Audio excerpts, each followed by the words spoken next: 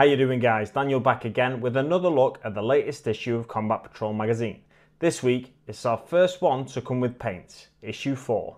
Before we can go any further, don't forget that if you like my coverage of Combat Patrol magazine and want to help the channel, you can do so by hitting that subscribe button below and that like button, come to think of it.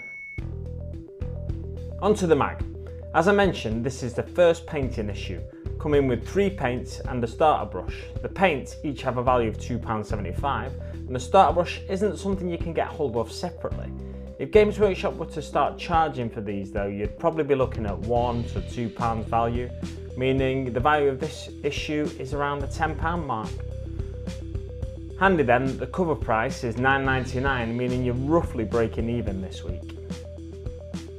But the true value in the issues like this can be found in the painting guides and technique lessons for new hobbyists, in my opinion. There's nothing in tabletop gaming quite like 2 fully painted armies facing off against each other. It gives you a real cinematic feel and aids immersion. Opening up the magazine, the first page starts with the absolute basics, telling you what you need to start painting. A comfortable, well-lit, tidy area is ideal.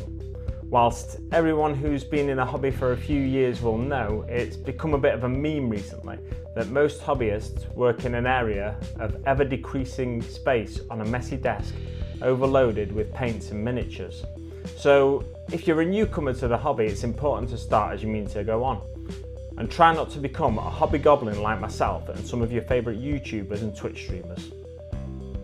The next page continues with the paint area essentials, taking you through water pots and the idea of thinning your paint with water on a palette before applying them to your miniatures. At the bottom you'll find a sneaky peek of what brushes we'll end up with if we continue collecting until the final issue. Across the page we receive our first technique guide, applying paint and undercoating. Again, my eyes were drawn to the bottom section where we'll find a handy guide to opening a pot of paint. It might sound easy, but there's been plenty of pots lost to the immaterium because the owner was rushing and not taking proper care. And yes, by the immaterium I do of course mean your dining room carpet or your mum's Chesterfield sofa. The techniques continue on the following page, giving us pictorial descriptions of how to hold your model and brush while painting. This sort of thing is useful, but it's important to find the right position for yourself. Where the mag suggests you rest your wrists on the edge of the table, I prefer to put my elbows on a table and brace my wrists against one another. It's also worth noting that the hands on the picture are holding the model by its base. I find my hands cramp if I do this for too long, so in my opinion you should invest in a painting handle as soon as you can. Plenty of companies make these, just search painting handle. You can even 3D print your own if you have access to a printer. Until then, maybe you can stick your model on the bottom of a shot glass or the top of an old paint pot or wine bottle cork. The next tips are dedicated to getting a solid base coat on your minis. They recommend 3 layers of thin paint. While this is all well and good if you're using the supplies that come with the magazine, you might find it a little excessive if you're using spray primers like myself. For speed painting techniques, such as the one commonly known as slapshot, a spray prime and single layer of translucent paint such as Citadel contrast paint may be all you need to get that main paint colour down. If you're sticking to the guides in the mag though, make sure you leave your layers to dry before moving on to the next. Clean your brushes and change your water regularly to make sure your bristles don't become clogged with paint and to avoid floaters in your paint water. The next 2 pages are dedicated to tips on base coating your minis with the paint supplied in this issue. If like me though, you're painting your marines yellow, then you might find this video helpful. And don't forget to check out my Combat Patrol build and paint playlist for more tips coming in the future. Bond of Honour. Here we have this week's lore section and it focuses on the Silver Templars, a chapter you might be familiar with if you've collected Conquest magazine in the past. This tale is that of Sergeant Ascathon, as recounted by a member of the Silver Templars responsible for training new recruits. It delves into the bond each member of the chapter has with their weapon, having crafted it themselves in the chapter forge, and gives us an insight into the dishonour felt by any who lose their weapon in battle. Space Marine characters. The table on the next 2 pages give us a little more detail on the origin of the 3 Space Marine characters we'll be getting within the first 20 issues of the magazine. The first table is for the captain, and on a roll of 3 or 4 for example, our captain will be known as the Steel-Minded. The origin text that accompanies this title tells us that he's proved his worth through genius tactical treatises that will be studied for centuries to come. On the following page we find similar tables for the chaplain on bike and the librarian in Terminator armour that we're yet to receive.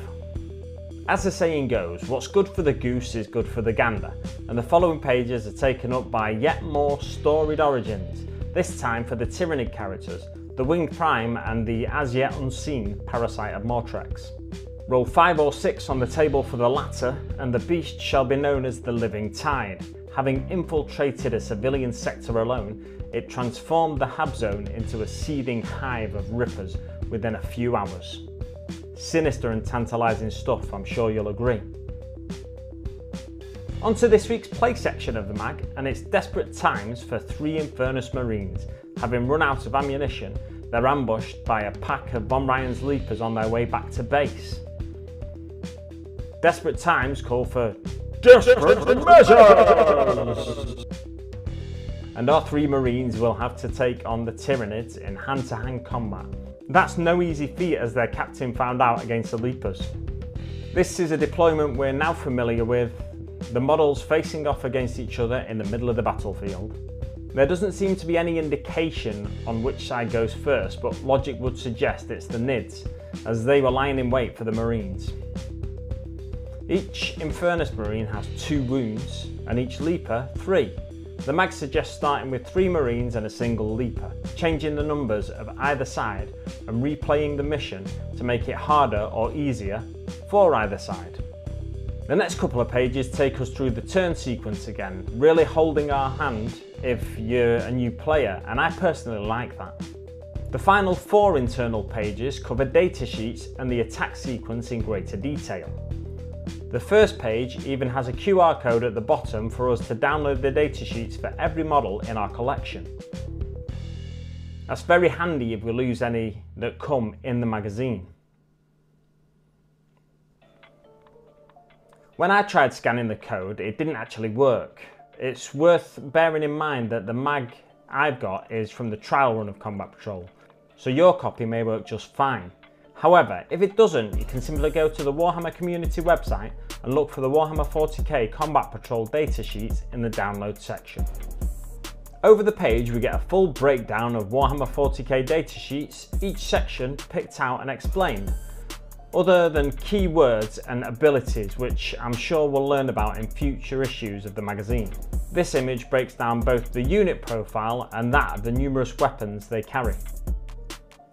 The last 2 pages walk us through the attack sequence in some really baby steps, split into the 5 following sections: 1. Select targets, 2. Hit rolls, 3. Wound rolls, 4. Saving throws, and 5. Damage.